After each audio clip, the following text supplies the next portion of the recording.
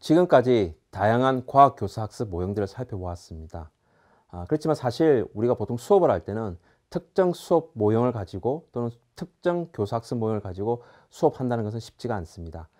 최근에 개발된 수업 사례로부터 어떻게 다양한 교사 학습 모형을 적용하는지 살펴보도록 하겠습니다. 현재 굉장히 많이 사용되고 있는 수업 활동이 하나 있습니다. 보통 사망기사를 보고서 그 사망 원인을 찾는 수업 형태가 있습니다. 인터넷을 찾아보시면 쉽게 구할 수 있을 것이라고 생각됩니다. 여기서 가장 중요한 것은 학생들끼리 대화를 통해서 옳고 그름을 찾아내고 개념을 이해하고 그리고 그에 따라서 문제를 해결하는 과정을 담고 있습니다. 보통 주어지는 자료는 사망기사가 있습니다.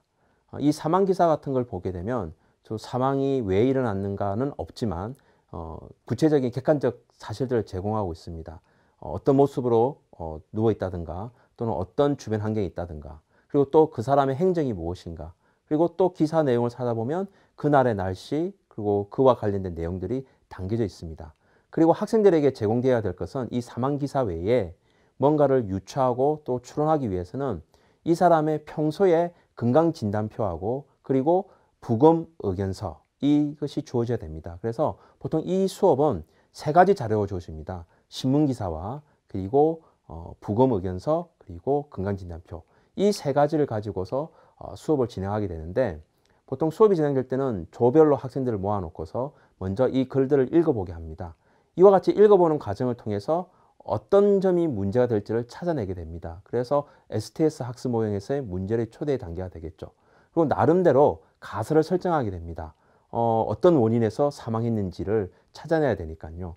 그래서 학생들은 추론을 하게 되는데 보통은 증거를 찾게 됩니다. 그 증거를 찾은 다음에 그것을 어떤 결론에 도달하기 위해서 논리적인 과정을 세우게 됩니다. 이와 같은 과정을 통해서 자신들이 잘 몰랐던 개념들을 인터넷 검색을 통해서 찾아본다거나 책을 찾아보면서 결합시키게 됩니다.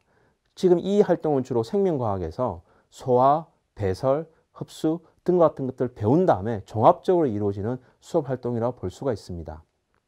학생들이 마지막에 마치 경찰서에 소속되어 있는 어떤 강력계 팀이라든가 또는 CSI라든가 이와 같은 팀으로 되었을 때 발표하는 형태를 취하면 학생들이 더욱더 적극적으로 참여하게 됩니다. 다음과 같은 이런 수사 결과 브리핑 자료를 발표할 때 배경음악으로 이전에 텔레비전에서 했던 어떤 그 경찰청 관계된 프로그램을 배경음악을 쓴다면은 굉장히 호응도가 높을 것으로 보여집니다. 이상과 같이 지금까지 다루었던 7개의 어떤 과학 교사학습 모형 이론들을 다양하게 접목시키면서 문제 해결을 시키는 방향으로 가는 것이 21세기 교육에 가장 필요한 학습 모형이 아닐까 그렇게 생각해 봅니다. 여러분은 어떻게 생각하시는지요? 인터넷을 찾아보면 정말 다양한 수업 자료들이 있기 때문에 한번 도전해 보는 것도 나쁘지 않다고 생각합니다.